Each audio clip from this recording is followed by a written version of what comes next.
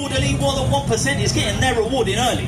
It's bread and circus for you plebs, fear the reds under beds, as if McCarthy still says what should be seen or read, and the vault of information on the internet is led to make us think it's no one's fault kids are underfed, or even dead due to brutal cuts to support networks. Multiple threads of unemployed can't get work.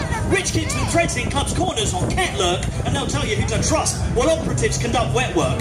In developing countries throughout the Middle East, why would they want to stop when there's no reason to cease? And people still to fleece with barefaced lies under lease from government forces because they own the police. Why would they want to cease? Well, they can get your piece of the pie by just taking it off you by force. And if you try to shake it off, they call in the laws with the high-vis jackets swinging clubs from their horse. What are you going to do if they got probable cause?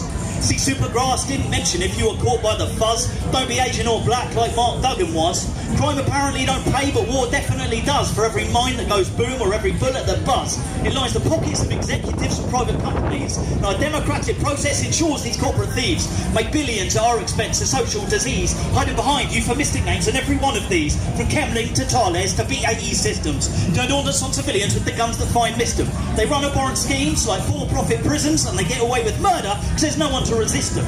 And I mean that literally. They murder people blatantly through fear, control, and a business that is patently designed to enhance any bit of worry latently embedded by chance in your head, and basically designed to enshrine that depressing state of mind so you're resigned and defined by a world that keeps you blind, and your mind's kept running by the everyday grind, and every opportunity is taken to remind it's a world in which they alone hold the power. They don't care about the throne because that changes by the hour, so don't worry about that clown who came down from Trump Tower. Worry about the machinations run to keep you dour, to make you cower in fear at the sound of the bomb. But there's something in your belly tells you something's very wrong, but you're distracted by the telly because Love Island is on, and maybe we can get to see who the next one is who won.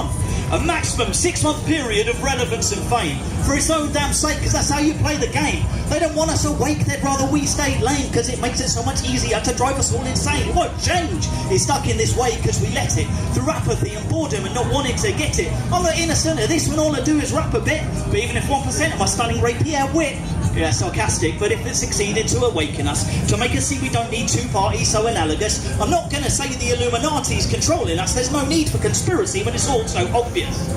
But maybe I'm preaching to the converted, and it's difficult to see how this dystopia could be averted.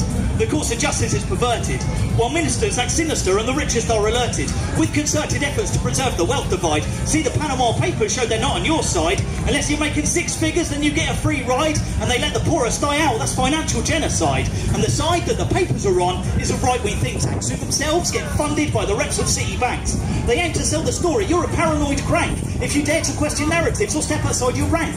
If you didn't go to public school and know the right folk, then you don't get the money or the power or the joke.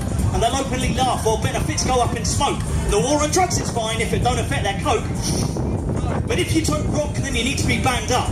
Figures unavailable, the MOJ have clammed up. And they get away with this because no one ever stands up against the Thatcherite ideology that they still hang up as something to be proud of, like they deserve what they get, whether it's tax cuts or leg ups or unearned respect. And if you're not born upper class, then your whole life is set to work inside a system from which you cannot be let out or set free. Don't believe that myth of bootstraps they made up to placate you, these tax-dodging rats. If you want to be successful, just make sure you're sat at the top table, chucking the working man's scraps.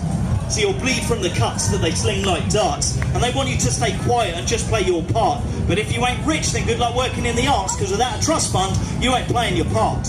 But apart from all of this, aren't politics boring? Who cares about that third world they wage war in? The headphones that they're coring and all the crack whoring, champagne that they're pouring, facts that are obscuring, of wealth that they're storing. And if you're drawing from this, that they're taking the mick and treating all of us like we're gullible and thick, then ignore that fake carrot and instead grab that stick. We'll beat these false masters, ignore their fake tricks, because things will only change if we manage to break free, and that can be arranged if we smash the oligarchy. See, the limits on our way of life, that's just fantasy. We can smash the change and be the change that we want to see. Woo! Thank you very much. Jackson Davies. Cheers. Woo!